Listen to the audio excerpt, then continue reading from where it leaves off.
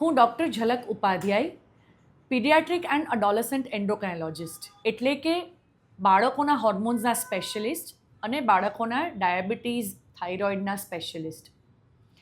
આજે આપણે એક ઓટોઇમ્યુન ડિસઓર્ડર વિશે ચર્ચા કરીશું, જે છે સિલિયાક ડિઝીઝ. આપણને ખબર છે કે ટાઈપ 1 ડાયાબિટીસ જે બાળકોમાં થાય છે એ ઓટોઇમ્યુન ડિસઓર્ડર છે. એવી રીતે ઘણા બધા ઓટોઇમ્યુન ડિસઓર્ડર્સ હોય છે જેની આપણને જાણ હોવી જરૂરી છે, જેમ કે થાઇરોઇડ થઈ શકે, સિલિયાક ડિઝીઝ થઈ શકે. બીજા ઓટોઇમ્યુનની વાત કરું તો વિટિલિગો, એટલે કે કોડ જેને કહીએ, સફેદ પેચ થાય જે બોડી ઉપર એ. પછી ઉંદરી, જેને એલોપેશિયા કહેવાય છે, જેમાં વાળ ખરી જાય છે. રૂમાટોડ આર્થરાઇટિસ, એટલે કે આપણે કહીએ કે નાના નાના સાંધા જલાઈ જાય છે એ. તો આ અલગ અલગ હજી પણ ઘણા બધા, જેમ કે એડિસન્સ ડિઝીઝ, પણ આ બધા અલગ અલગ પ્રકારના ઓટોઇમ્યુન ડિસઓર્ડર્સ છે. આપણે કેમ આજે ઓટોઇમ્યુન ડિસઓર્ડર વિશે ચર્ચા કરી રહ્યા છે? કારણ કે ટાઈપ 1 ડાયાબિટીસ ઓટોઇમ્યુન ડિસઓર્ડર છે અને એની જોડે જોડે એવા પણ ઘણા બધા બાળકો છે જેને 2 અથવા 3 ઓટોઇમ્યુન ડિસઓર્ડર એકસાથે હોઈ શકે. એવું બી કોમ્બિનેશન અમને જોવા મળે છે, જેમાં એક બાળકને ટાઈપ 1 ડાયાબિટીસ હોય, બીજા બાળકને કાં તો થાઇરોઇડ હોય અથવા બીજું કોઈ ઓટોઇમ્યુન ડિસઓર્ડર હોય. પેરેન્ટ્સમાં પણ અમે એવું જોવા મળ્યું છે કે બાળકને ટાઈપ 1 ડાયાબિટીસ હોય તો એકાદ પેરેન્ટને, મમ્મી અથવા પપ્પાને થાઇરોઇડ પણ હોઈ શકે, વિટિલિગો હોઈ શકે, સિલિયાક હોઈ શકે. આવા વેરિયસ ડિફરન્ટ અલગ અલગ કોમ્બિનેશનવાળા અમારી પાસે ફેમિલી છે. એટલે એક બાળકને ટાઈપ 1 ડાયાબિટીસ જોડે બીજા બધા ઓટોઇમ્યુન ડિસઓર્ડર થઈ શકે, પણ એક જ ફેમિલીમાં અલગ અલગ ઓટોઇમ્યુન ડિસઓર્ડર પણ જોવા મળી શકે. ઘણીવાર એવું બી હોય કે કોઈને ઓટોઇમ્યુન ડિસઓર્ડર કંઈ જ નથી ફેમિલીમાં, તો પણ બાળકને ઓટોઇમ્યુન ડિસઓર્ડર કોઈ પણ હોઈ શકે ટાઈપ 1 ડાયાબિટીસ જોડે. એવું બી હોઈ શકે કે ખાલી સિલિયાક હોય કે ખાલી થાઇરોઇડ હોય. પણ એક વસ્તુ યાદ રાખવાની કે કોઈ પણ એક ઓટોઇમ્યુન ડિસઓર્ડર છે બાળકને, આમાંથી કોઈ પણ એક વસ્તુ છે તો એને કંઈ પણ હોઈ શકે. શરૂઆત થાઇરોઇડથી થઈ હોય અને પછી ડાયાબિટીસ થાય, અથવા શરૂઆત ડાયાબિટીસથી થઈ હોય અને પછી એ લોકોને ઉંદરી થાય, અથવા એને સિલિયાક થાય, અથવા બધું એક સાથે જોડે પણ ડિટેક્ટ થઈ શકે. હવે જ્યારે પણ અમારી પાસે કોઈ બાળક આવે છે ટાઈપ 1 ડાયાબિટીસવાળું, તો અમે એને પહેલી વખત જ્યારે મળીએ છીએ ત્યારે થાઇરોઇડ, સિલિયાક ડિઝીઝ આ બધા રિપોર્ટ કરી લેતા હોય છે. અને આ રિપોર્ટ પછી થાઇરોઇડનો દર વર્ષે કરતા હોય છે અને સિલિયાકનો 2 થી 5 વર્ષે, જો બાળકોને કોઈ લક્ષણો હોય તો.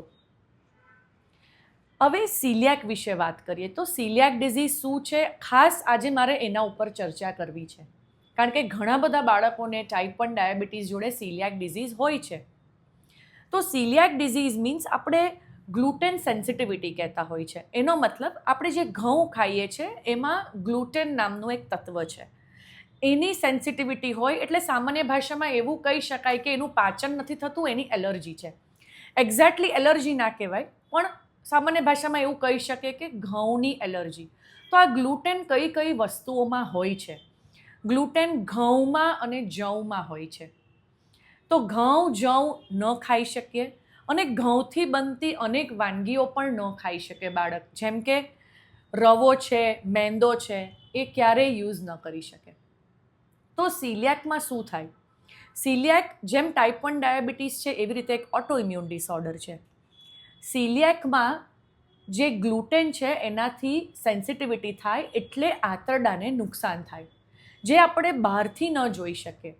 આંતરડાનું જે લાઇનિંગ હોય, આપણા જે ઇન્ટેસ્ટાઇન છે આંતરડા, એનું જે અંદર લાઇનિંગ છે, જેમાંથી આપણું ખાવાનું આંતરડામાં પસાર થાય છે, અને એ લાઇન જે છે અંદરની આંતરડાની, એમાંથી જ બધું પોષણ એમાંથી લેવાય છે અને આપણને બ્લડમાં પહોંચે છે.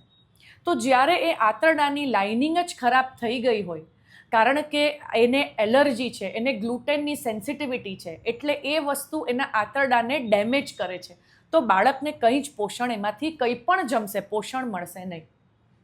એટલે એ બ્લડમાં ન જાય, એટલે વિટામિનની ઉણપ થઈ શકે.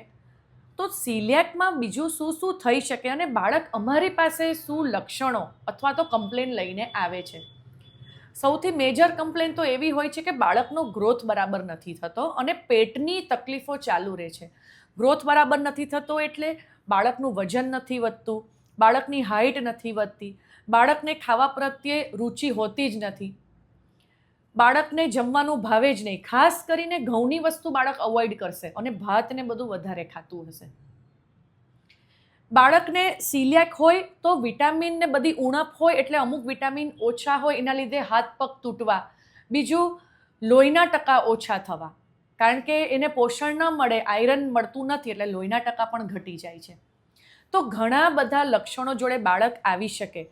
એક વસ્તુ યાદ રાખવાની એ છે કે ટાઈપ 1 ડાયાબિટીસ હોય ત્યારે અમે દરેક બાળકનું રિપોર્ટ્સ કરતા જ હોય, જેને કહેવાય સ્ક્રીનિંગ સિલિયાક માટે. તો એવું બની શકે કે તમારા બાળકને લક્ષણ હજી ચાલુ નથી થયા અને અમે રિપોર્ટ કરાવ્યા છે, જેથી એ રિપોર્ટમાં વહેલા પકડાઈ ગયું છે ને લક્ષણ ચાલુ બી નથી થયા, એવું પણ બની શકે. પેટના શું લક્ષણો હોઈ શકે?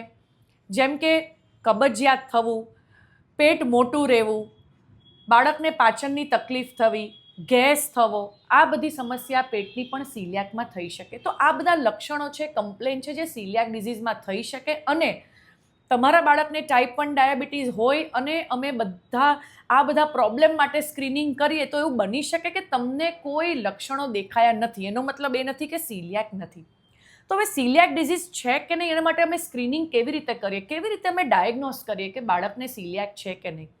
તો એના માટે એક ટેસ્ટ છે, ટોટલ આઈજીએ, એન્ટી ટીટીજી આઈજીએ.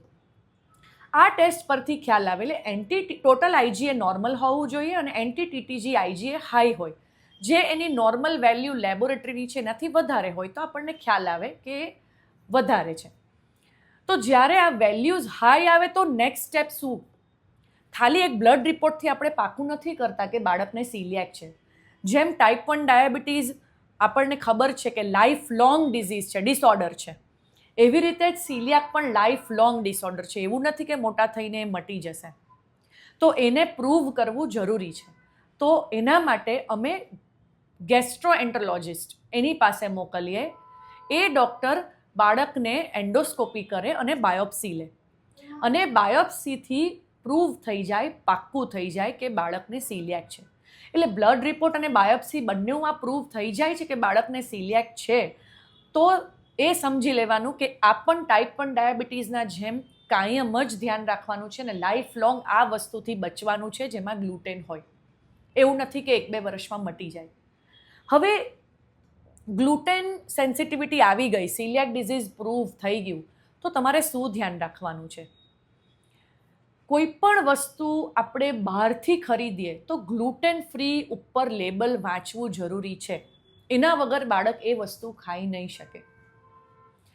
ઘરમાં એની ઘંટી અલગ હોવી જરૂરી છે. ઘઉં, જવ, રવો, મેંદો તો બાળકે ક્યારેય અડવાનો જ નથી. બાળકની ઘંટી પણ અલગ હોવી જોઈએ. જે ઘંટીમાં ઘઉં દળાય એમાં તમારો બાજરો, જુવાર જે બી બાળક ખાતું હોય એ ન દળાવવું જોઈએ. એની ઘંટી અલગ હોવી જોઈએ. તમે જે તવી ઉપર એના રોટલા કરો છો અને તમારી ઘઉંની રોટલી કરો છો તો અલગ હોવી જોઈએ, અથવા પહેલાં એનો રોટલો કરો અથવા તમે રોટલી કરો જુવારની કે રાગીની કે કોઈ પણ, પછી તમારી ઘઉંની વસ્તુ બનાવો. ઘીનું તમે જે ડબ્બી રાખો છો એમાંથી જ લઈને તમે તમારી રોટલી ઉપર ઘી લગાડો અને એમાંથી જ લઈને એના રોટલી કે રોટલા ઉપર લગાડો તો એ બી નહીં ચાલે. એટલી બી અડમડી ન થવી જોઈએ. એકદમ ક્લીન હોવું જોઈએ કે ઘઉં બિલકુલ એ બાળકના પેટમાં ન જાય. હિંગ જે આપણે રૂટીનમાં વાપરતા હોય એ પણ મેંદાથી બનેલ હોય, એમાં પણ ઘઉંનો ભાગ હોય, એટલે હિંગનો યુઝ બી ન કરી શકાય. પ્યોર હિંગ લેવી પડે, માર્કેટમાં મળતી હોય છે, એનો યુઝ કરી શકો.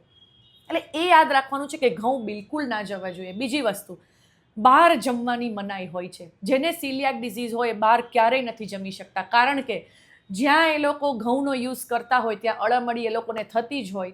એ લોકો ચોખ્ખાઈ ન રાખતા હોય. ભલે તમે બહાર જઈને રોટલો ખાઓ પણ એ ખાઈ ન જ શકે. દાળ ભાત ખાઈ લીધા નહીં, કારણ કે દાળમાં હિંગનો વઘાર થવાનો જ છે. બધા હાથ ઘઉંવાળા અડવાના છે. એટલે બાળક જ્યારે એને સિલિયાક ડિઝીઝ હોય ત્યારે બહાર જમવાનું અમે ના જ પાડતા હોય છે. હવે અમુક કેફે ને રેસ્ટોરન્ટ બી એવી થવા માંડી છે જે ટોટલી ગ્લુટેન ફ્રી ખાવાનું આપે છે. હવે બાળકને સિલિયાક ડિઝીઝ છે તો શું તમે ક્યારેય એને ઈચ્છા થાય તો બ્રેડ નૂડલ્સ, પાસ્તા નહીં આપો? ના, આપી શકાય.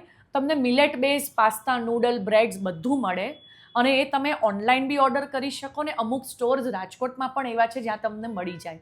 પણ હંમેશા લેબલ રીડ કરવાના કે ગ્લુટેન ફ્રી હોય.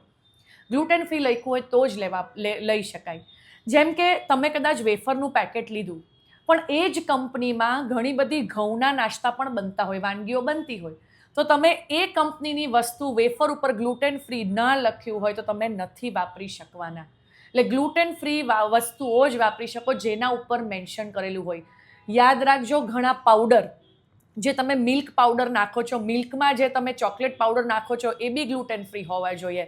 કેચઅપ બી ગ્લુટેન ફ્રી હોવા જોઈએ. લખેલું ગ્લુટેન ફ્રી હોય તો જ તમે યુઝ કરી શકો. નાની નાની વસ્તુમાં પણ લખેલું વાંચવું જરૂરી છે, કારણ કે ઘણી બધુંમાં વસ્તુઓમાં મિક્સ થઈ શકે અથવા હાથ અડે. એ કંપનીમાં ઘઉંની વસ્તુઓ બનતી હોય, એટલે આ બધી વસ્તુઓમાં ખૂબ સાવચેતી રાખીને ગ્લુટેન ફ્રી વસ્તુ જ યુઝ કરવી જરૂરી છે. હવે સિલિયાક ડિઝીઝ છે તો કોઈ દવા કરવી પડે? કોઈ દવાની જરૂર હોતી નથી. સિલિયાક ડિઝીઝ એટલે ફક્ત ગ્લુટેનથી દૂર રહેવું. અને એવું પણ નથી કે ક્યારેક બાળક ખાઈ શકે. અમુક પેરેન્ટ્સને અમે એવું જોયું છે કે એ લોકો એમ કહેતા હોય કે ક્યારેક ખાઈ લે છે, 2 મહિને. ના, એ વસ્તુ બિલકુલ અલાઉડ નથી. આપણને બહારથી બાળકને શું તકલીફ થાય છે એ નહીં દેખાય, પણ અંદર એના આંતરડાને જે તકલીફ થતી હોય ને જે લાંબા ગાળે બાળકને નુકસાન કરે એ ખૂબ જ હાનિકારક હોય છે અને ઘણી બધી ગ્લુટેન ખાવાથી આડઅસર થઈ શકે. એટલે ક્યારે પણ આ બાળક ખાઈ શકે નહીં. બીજી કોઈ ટ્રીટમેન્ટની જરૂર નથી. હા, પણ જ્યારે સિલિયાક ડિઝીઝ છે ખબર પડે એટલે થોડુંક ઇમ્પ્રુવમેન્ટ થાય, ઘઉં બંધ કરીએ આપણે, ગ્લુટેન બંધ કરીએ, પછી અમે બધા વિટામિન્સ ફરીથી બાળકને આપતા હોય છે, જેથી આટલા ટાઈમ જેટલી ઉણપ થઈ વિટામિનની એ બધું બાળકને પાછું રિસ્ટોર થઈ જાય અને બધા વિટામિન્સ એને ઓકે થઈ જાય. તો શું સિલિયાક ડિઝીઝ ફક્ત ડાયાબિટીસ હોય એને જ થાય, ટાઈપ 1 ડાયાબિટીસ? ના. સિલિયાક જોડે થાઇરોઇડ બી હોઈ શકે, સિલિયાક જોડે ડાયાબિટીસ બી હોઈ શકે, ખાલી સિલિયાક પણ હોઈ શકે. પણ એક ઓટોઇમ્યુન ડિસઓર્ડર હોઈ શકે તો બીજા પણ થઈ શકે. તો હવે સિલિયાક ડિઝીઝ કેમ થાય છે? કેમ ઘઉંની એલર્જી વધવા માંડી છે? શું કારણ છે? જો ઓટોઇમ્યુન ડિસઓર્ડર તો વધવા જ માંડ્યા છે, પણ ખાસ કરીને સિલિયાક ડિઝીઝની વાત કરું તો ઘણા બધા રીઝન છે. પ્રાઇમરીલી આપણા પૂર્વજો, આપણા જે વડીલો છે એ શું ખાતા? તો ઘણા વર્ષ પહેલાંની વાત કરીએ તો મિલેટ્સ વધારે ખાતા. જેમ કે બાજરો છે, જુવાર છે, રાગી છે. કેમ? કારણ કે તરત ઉગી જાય, એના માટે બહુ ધ્યાન ન રાખવું પડે અને ઓછો વરસાદ હોય, ઓછા પાણીથી બી એ ઉગી શકે. તમે એની ક્વોલિટીની વાત કરો ને તો એમાં એટલું હાઇબ્રિડ વર્ઝન નથી મળતું. એ હજી તમને ચોખ્ખું ને પ્યોર મળી શકે. જ્યારે ઘઉંની વાત કરીએ ને તો ઘઉંની હવે રિક્વાયરમેન્ટ ખૂબ વધી ગઈ, કારણ કે બ્રેડ છે, મેંદો છે, બધું જ તમને ઘઉંમાંથી બને એટલે એની રિક્વાયરમેન્ટ વધી ગઈ. તો એ પ્રોડક્શન વધારાય કેવી રીતે? તો એમાં બી હાઇબ્રિડ આવી ગયું, જેમાં ફાઇબર ઓછા છે ઘઉંમાં અને ગ્લુટેન ખૂબ જ માત્રા વધી ગઈ. એટલે એ પાચનમાં અઘરું પડે છે, એટલે ગ્લુટેન સેન્સિટિવિટી વધારે થાય છે. આપણે ખાવામાં ટેવાયેલા છે મિલેટ્સથી, પણ એવું નથી કે ઘઉં ખરાબ જ છે. આપણને સિલિયાક ડિઝીઝ નથી તો એવું નથી કે ઘઉં બંધ કરી દેવાના છે. ઘઉંમાં બી ઘણા ફાયદા છે, વિટામિન્સ છે, ઘણી વસ્તુ પોષણ મળે જ છે. પણ એનો મતલબ એ નથી સિલિયાક હોય એને બંધ કરવાના. રૂટીનમાં તમે ઘઉં બી ખાઈ શકો, પણ સિલિયાક ડિઝીઝ આવવાના અને કેસીસ વધવાનું એક કારણ આ બી છે કે હવેના ઘઉં હાઇબ્રિડ વધારે હોય છે, જેમાં ગ્લુટેન વધારે ને ફાઇબર ઓછા હોય, એટલે આ તકલીફ થઈ શકે છે. જ્યારે બી સિલિયાક ડિઝીઝ ડિટેક્ટ થાય તો બીવાની જરૂર નથી, એની કોઈ ટ્રીટમેન્ટની બી જરૂર નથી. ફક્ત ગ્લુટેનથી દૂર રહો એટલે આ બધી સમસ્યાનો હલ મળી શકે આપણને. અને જ્યારે ટાઈપ 1 ડાયાબિટીસ હોય ત્યારે દરેક ઓટોઇમ્યુન ડિસઓર્ડર માટે સ્ક્રીનિંગ થવું જોઈએ. અને તમારા ડૉક્ટરને તમને કોઈ પ્રશ્ન હોય તો આના વિશે તમે પૂછી શકો. Thank you.